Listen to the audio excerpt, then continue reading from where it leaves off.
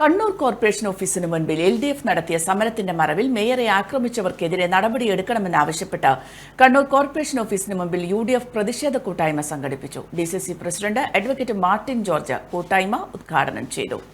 ഇവിടെ ഇപ്പോൾ നിർമ്മാണം ഇല്ലാതെ ഈ വിഷയങ്ങൾക്ക് തുടക്കമെന്ന് ഇവിടെ പറയുന്നു. ശ്രീ കടന്നപ്പള്ളി രാഘവേന്ദ്രന്റെ ഒരു പദ്ധതിക്ക് സ്റ്റോപ്പ് മെമ്മോ കൊടുത്തു എന്നാണ്. ടൗൺ സ്ക്വയർ പദ്ധതികൾ നടത്തിട്ട് ഏതെല്ലാം പദ്ധതികൾ ഏതെല്ലാം മന്ത്രിമാരും MLA-മാരും അവരവരുടെ ഫണ്ട് ഉപയോഗിച്ച് നടത്തുന്നു. ആ ഫണ്ട് ഉപയോഗിച്ച് നടത്തുന്നതിന് ആരാണ് എതിർക്കാൻ പോകുന്നത്? ഒരു കാര്യം ചെയ്യുമ്പോൾ അതിന് അതിൻ്റെതായ വഴികളില്ലേ? ആ വഴിയിലൂടെ തന്നെ പോകണം എന്ന് മാത്രമാണ് ഞങ്ങൾ പറഞ്ഞത്.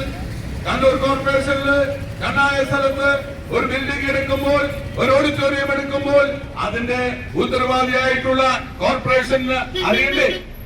ഇന്ന് മാത്രമാണ് ഒരു പരാതി കിട്ടിയാൽ ആ പരാതിക്ക് നിയമപരമായ നടപടി എടുക്കണ്ടേ?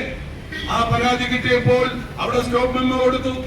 അതിന്റെ പ്രോപ്പർ വേയിലൂടെ പോയാൽ അവർക്ക് അവിടെ ബിൽഡിംഗ് എടുക്കാമെന്നും എടുക്കാം. പക്ഷേ അവിടെ നല്ല മനോഹരമായ ടൗൺ സ്ക്വയറിനെ വികൃതമാക്കുന്ന രീതിയിലാണ് അതിന്റെ പ്രവർത്തനങ്ങൾ പോകുന്നത് എന്ന് കൂടി നിങ്ങൾ മനസ്സിലാക്കണം.